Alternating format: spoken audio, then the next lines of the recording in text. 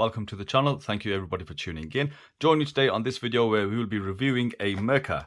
Now Merkurs sent this in for free. That's what you'll see in the top left corner. It does say paid promotion. So let's open up the box and let's see what we have inside today. So we do have a bracelet here. This is the Seizenn G Series Merkurs Retro.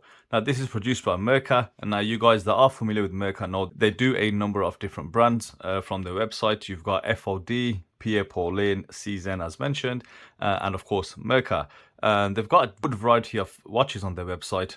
You know, they don't really niche off into anything particular. You've got dive watches, you've got pilot watches, and predominantly they do really like the vintage and retro focused watches. You know, you've got a lot of vintage features present on this watch, and of course this is homaging the Timex Q reissue. Now that had me raise my eyebrows slightly because the watch is only around 160 quid, which is for the quartz one, and I think the automatic sets you back around £200, which has a Miyota automatic movement, and I think they're around 40 mil.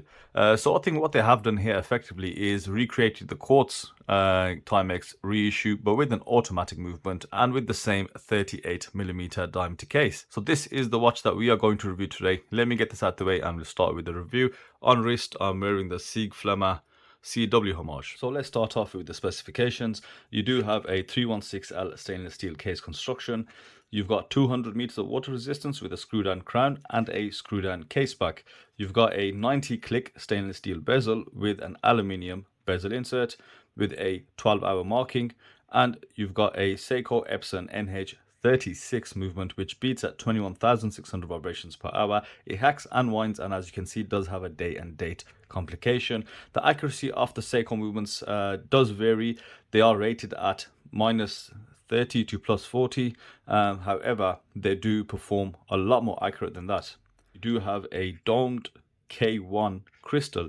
Now K1 is basically what Seiko use on the dive watches under the name of Hardlex. It's one step above mineral crystal, it's hardened mineral glass, and just one step below of course sapphire crystal. So that is a super dome crystal, very retro, and I think it is better than using the acrylic dome crystal. That does require a fair bit of maintenance to keep it clean. So you do have a few great retro features present on the watch. Let's start off with the dial, and you can see this crosshair style dial, and you've got a quite pale blue color present on the dial, and you've got printed text below the 12 and above the 6 professional, and the 200 meters is in red, which matches that red seconds hand. Now along with the white crosshair markings on the dial, you do have a printed minute track, and the hour markers are predominantly squares, but when you come to the 12, 6 and 9, you've got an additional baton marker to make those stand out slightly more, and then you do have a white date frame around the date window. So they also have color coded the handset. You've got a bicolor handset. You've got this really nice blue halfway up the hour and the minute hand, and the rest of the hands are white just to give you really good visibility. And then you can see just slits on both ends where the lume has been filled in. Now the red seconds hand touches the edge of that dial, which I really love, and the minute hand, as you can see, it does hit all the minutes. So I really like the proportions that they have gone with here. What you'll also notice is on the hour markers, because the lines do come out quite a bit, even the hour hand tends to hit them really nicely. I think they've done a good job on the dial. I think they have made it slightly better than the one present on the Timex reissue as well, and I love the handset they've gone for. Now have a look at the bezel insert. Very thin coin edge style bezel. There is a slight slope to it, and you've got this aluminium bezel insert. Let's check out the bezel. I mentioned previously it is a 90 click bezel.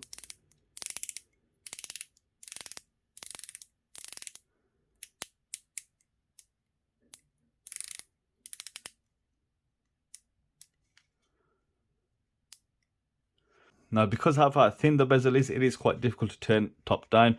You really can't get much grip on it, but you have to turn it from the side as I did, and it's a very positive and very tactile feel. The rotation is quite smooth on it as well. It is a very solid rotation. The bezel itself is also very solid. There's no side to side play, and there's no back play, so that just shows again really good build quality from Merkurs. Now they have stayed true to the homage. I mean, followed the case around, because I really love that side profile. Those hooded lugs look extremely gorgeous, and it's something different. You know, this hooded style was extremely popular in the 70s, and you know, I'd like to see this being brought back slightly, because you know the benefit of it is it does really seal off the end of the watch. It finishes it off quite well, and you don't have to mess around with these fitted or curved end links. On the A face, just on the exposed corners of the case, it's quite difficult to tell what kind of finishing that is. It's not quite polished, and it definitely isn't brushed. So I don't really know how to describe that, but just on these flat parts of the lugs, you do have linear brushing present, very nicely done, and you can see all the brush lines. Now, and when you turn the case around, you'll see a fully polished case, and you can see these lightly beveled edges, which highlights this lovely little case shape. Now, you've got a really tiny crown here with the Merkur logo, and it is a bit small, but it isn't that difficult to actually close. Now, in hand, with the watch being only around 72 to 75 grams, it is a very light watch, but you can definitely feel the quality of the case. Very smooth, there are no sharp edges, and I think it has been finished quite well.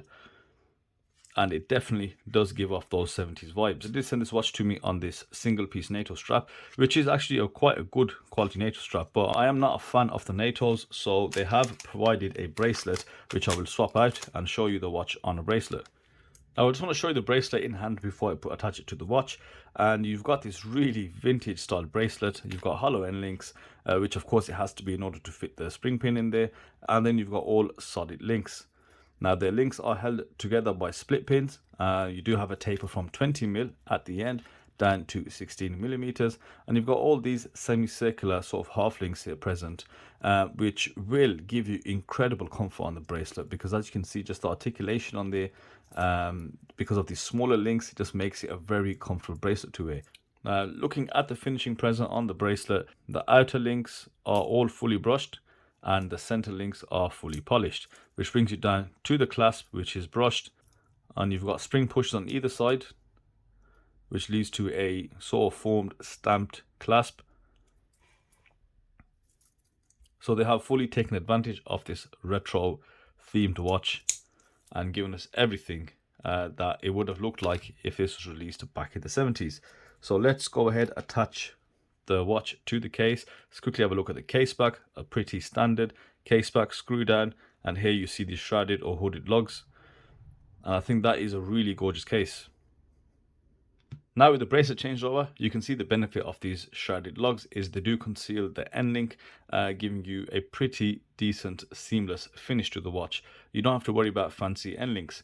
So I think that looks quite good, and I think it does really hit the brief of having a 70s retro dive watch. So let's put this on wrist, let's see how it feels. So I've got a 6.5-inch wrist, and you know the dimensions are spot on for the wrist, even though I do prefer larger watches slightly. And as I've said about the bracelet, it is very comfortable. Just look how that wraps around your wrist, and lightweight as well. And I think that looks quite cool. The colors they've used are fantastic. They've got them just right. They do have two color options. You've got the Batman style, which has got the black and blue, and you know, this Pepsi style with the blue, red and white markers. Legibility is absolutely fantastic. It is a very legible watch, and I think it ticks all the right boxes, you know, if you are after that retro inspired watch. And yeah, well done to Merkur for another watch. Let's have a quick look at the lume. So what happened there? And the lume on the watch is quite poor. I'd say it's actually really poor. You've got hardly any light visible, and it's had enough exposure to the LED lights in the room. The only thing that does light up is the lume pip at the 12 o'clock. So it does render the watch pretty ineffective in the dark or under the water. So let's give it a little boost with the UV lamp, and let's see what we get out of it.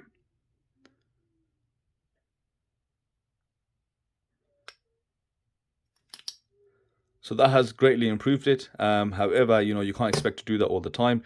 So this is not really going to glow much. You won't catch much light on this dial.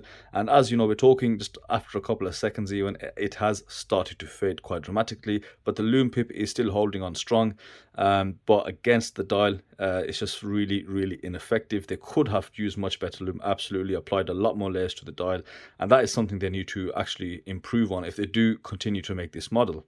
So I think Seizenn have kind of disappointed on the lume. I mean, retro or not, vintage or not, if there were some real deficiencies or defects with, you know, any watch that you're trying to homage, even if it is back in the 70s, you know, you can modernize it, you can update it and make it slightly better. So in this case, should have applied a lot more layers and to actually make it usable. I think that will kind of put quite a few people off because it's really poor.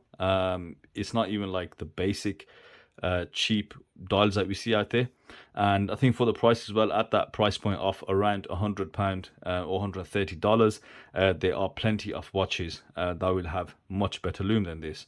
But I think it is a very good attempt. It definitely does take you back to the 70s, but the original Timex Q as well isn't far out of anyone's budget. It's only around £160 for the quartz version, which, you know, looking at it, it does look quite cool. And I think the only reason you'd buy that kind of watch is because of Timex heritage. So that's it for this review. Hope you guys enjoyed it, and I'll see you on the next video.